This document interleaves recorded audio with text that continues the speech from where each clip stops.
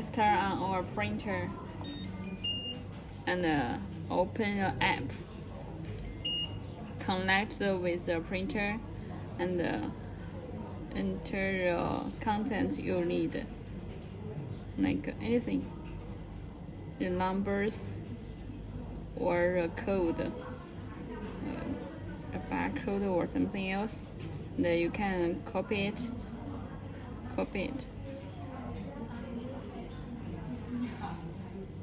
Okay, let's print it.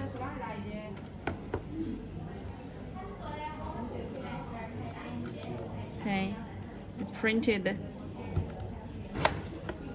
And this is the flag labels we get. Turn off.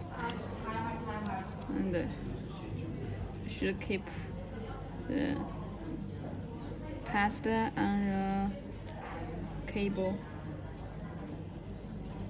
Okay, finished.